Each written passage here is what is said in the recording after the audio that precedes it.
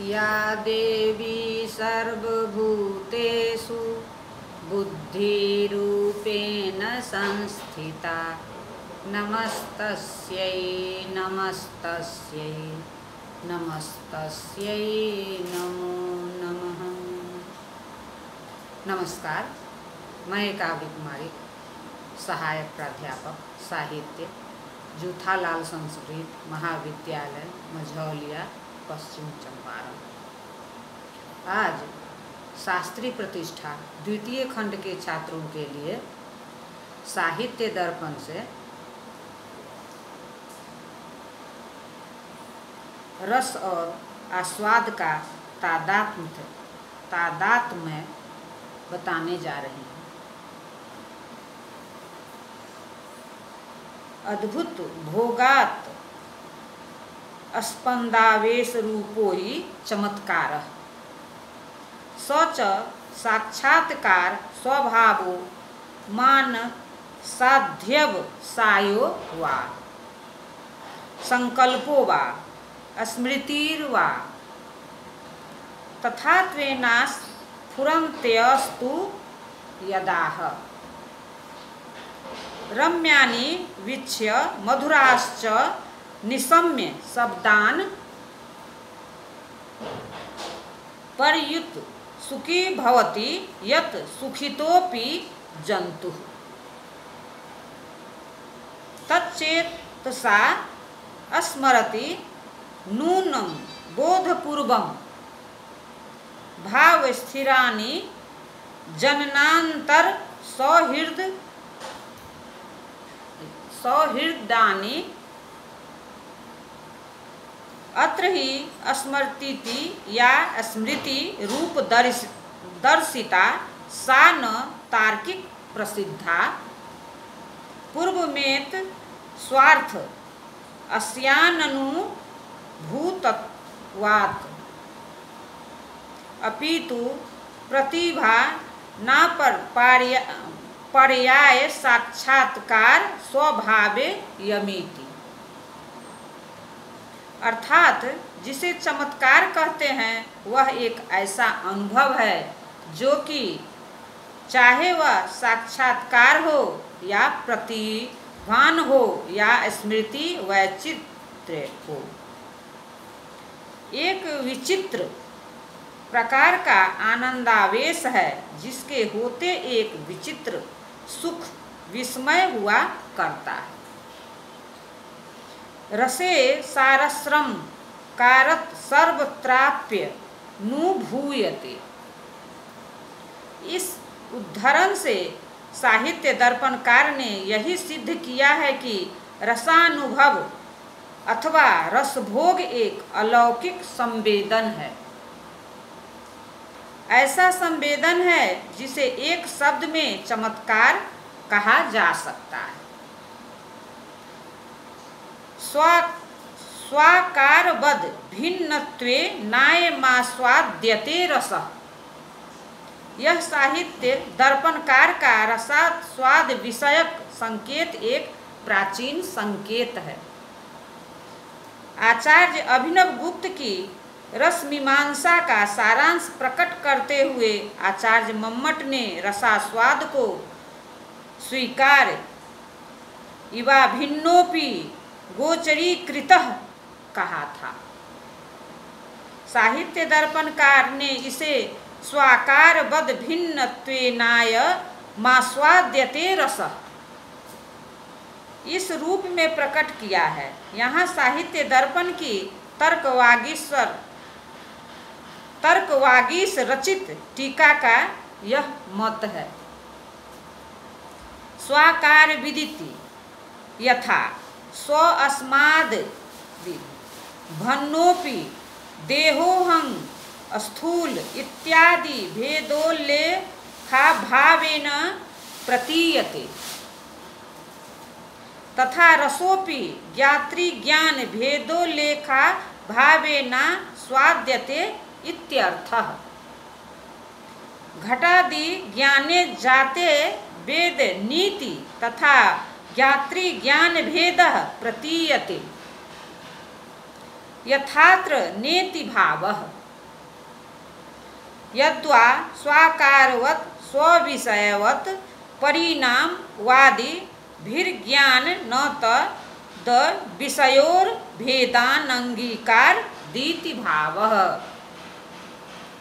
अर्थात जैसे अहं स्थूल मैं मोटा हूँ वह अनुभव आत्म तत्व और शरीर के भेदोल्लेख के अभाव में हुआ करता है, वैसे ही रस भी ज्ञाता और ज्ञान को भेदोल्लेख के अभाव में हुआ करता है।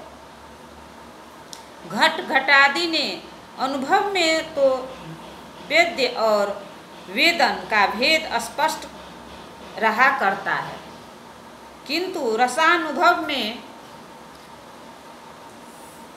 रस और अनुभव का कोई भेद नहीं हुआ करता।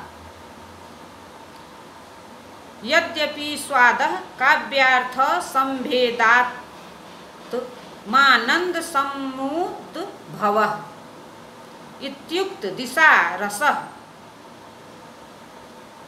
साथ ही साथ स्वाकारवत का एक दूसरा भी अभिप्राय संभव है, और वह यह है जैसे ज्ञान और ज्ञान विषय में अभेद माना गया है। जैसा कि परिणामवादी दार्शनिकों का सिद्धांत है, वैसे ही रसा दार्शनिकों के अनुसार आस्वाद और आस्वाद विषय रस भी भिन्न नहीं, अपितु एक अभिन्न तत्व है। कुछ लोगों ने जैसे कि तर्क वागीश्वर चित्त साहित्य दर्पण टीका के टिप्पणीकार ने ही स्वाकार वद भिन्नत्वेनाय मास्वाद्यते रसः, इस उक्ति में एक और ही अभिप्राण ढूंढा है। यथा ज्ञानस्यै वाकारो घटादियस्तस्माद् भिन्नोऽपि तद्विषयो बाह्यैरङ्गीक्रियते यथात्रापित्यर्थः। अन्यदं तत्त्वं स्वयं वेदन तावदंगी कार्यम अन्यथा जगदान्ध्यं प्रसज्जयेत एवं च स्वव्यतिरिक्त ग्राह्य विरहात दात्मिका बुद्धि स्वमेव स्वात्मरूप प्रकाशिका प्रकाशव दीति तदुक्तम। नान्योनुभाव्यो बुद्धयास्ति तस्या नानुभवोत्परः ग्राह कव्यधुर्यात् स्वयं सैव प्रकाशयते। ग्राह्यस्य बाह्य विषय जातस्य ग्राहक स्वयं वेदनापर पर्यायं बुद्धि तत्वं तयोर वैधुर्यं नाम ग्राह्यत्वेन ग्राहकत्वेन च रूपेण भेदराहित्यम्। तयोर्भेदश्चानुमातव्यः येन वेदनेन यद् वेद्यते तत्ततो न भिद्यते। यथा ज्ञानेनात्मानः चतुरादीनि पंचेन्द्रियाणि तैश्च नीलादयो वेदन्ते। भेदे सति वेदनेन साहार्थस्य संबंधित्वं न स्यात्। तदात्म्यस्य संबंध नियम हेतोर्भावात्। तस्माद् बुद्धिरेवान् दिवासना वसाद् नेकार भासत इति स्थितम्। अर्थात घट घटादि वेद्य वर्ग वस्तुतः वेद न अर्थात ज्ञान के ही आकार है, और इसलिए ज्ञेय और ज्ञान का भेद काल्पनिक है, वास्तविक नहीं। यदि ज्ञान से ज्ञेय कोई सर्वथा भिन्न तत्व हो, तब ज्ञान और ज्ञेय का संबंध क्या? ज्ञान और ज्ञेय का संबंध तो दातात्म संबंध है। इस प्रकार आस्वाद और रस भिन्न भिन्न तत्व नहीं अपितु दातात्म संबंध से संबद्ध तत्व है।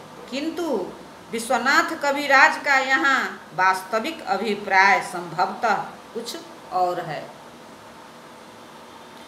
कैश्चित् प्रभातिभिः स्वीकारवद् भिन्नत्वेनाय मास्वाद्यते रसः।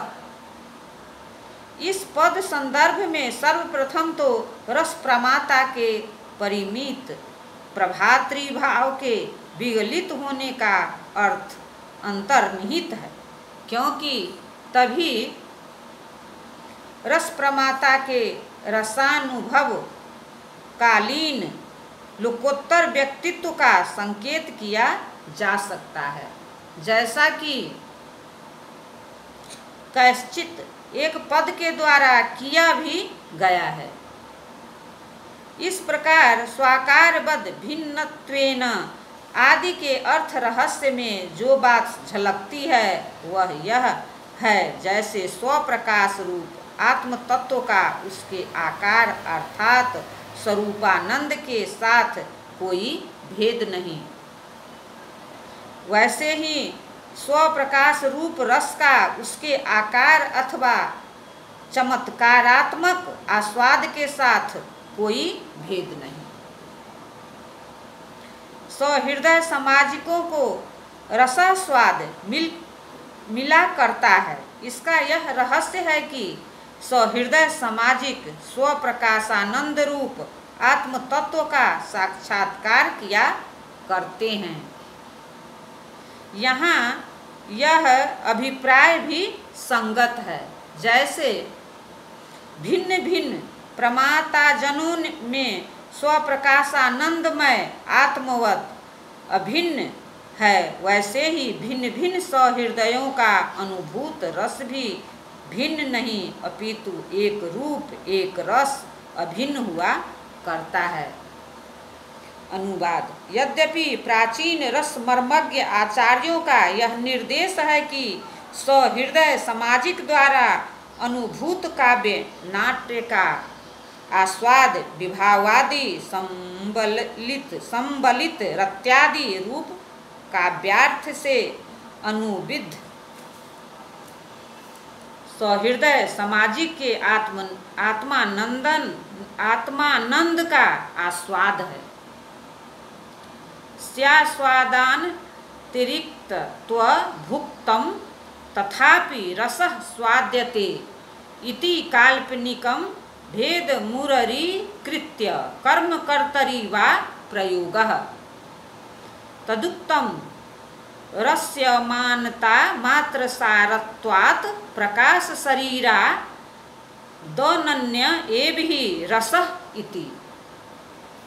एवमन्यत्राप्ये बंविद्धस्थले सुपचारेण प्रयोगो ज्ञेयः। इसी बात को सिद्ध करता है कि जिसे रस कहते हैं वह आस्वाद के अतिरिक्त आस्वाद भिन्न कोई और तत्व नहीं, किंतु तब भी यह कहा जा सकता है कि रस का आस्वाद लिया जाया करता है, रस का आस्वाद लिया जाया करता है। इस कथन में रस और आस्वाद में भेद नहीं कल्पना कर ली गई है, जो कि उचित ही है, क्योंकि राहोः शिरः राहु का सिर आदि रूप से अभेद से भेद कल्पना की ही जाया करती है। अथवा रसः स्वाद्यते रस का आस्वाद लिया जाया करता है। इस उक्ति में कर्मकर्तृ प्रक्रिया मान सकते हैं, जिससे रसः स्वाद्यते का अभिप्राय यह निकलता है कि रस स्वयं ही अपने स्वरूप भूत अपने से अभिन्न आस्वाद का विषय हुआ करता है। वस्तुतः इसलिए कहा भी गया है, रस का सारतम तत्व तो रस्यमानता अथवा आस्वादमयता है, और इसीलिए जिसे रस कहते हैं वह स्वप्रकाशानंदमय संवित तत्व आत्मतत्व से भिन्न कोई अन्य वस्तु नहीं। इस भांति अन्यत्र भी जहाँ ऐसा प्रयोग हो उसमें रस और आस्वाद का भेद प्रतीत हुआ करे। यही समझना चाहिए कि उपचार का काल्पनिक भेद का आश्रय लिया गया है अथवा कर्म कर्तरी प्रक्रिया का व्यवहार किया गया है। विमर्श साहित्य दर्पणकार ने स्वादः काव्यार्थ संभेदात्मानंद समुद्भवः आदि उदाहरण 10 रूपक की पंक्तियां ये हैं। कथम च काव्यात् स्वानंदोद्भूति किमात्मा चासाविति व्युत्पाद्यते। स्वादः काव्यार्थ संभेदात्मानंद समुद्भवः विकास विस्तर क्षोभ विक्षेपहि स चतुर्विधः। श्रृंगार वीर विवत्स रौद्रेषु मनसः क्रमात् हास्यद्भूत भयोत्कर्ष करुणानां त एव हि अतस्त जन्यता तेषामत एवावधारणम्।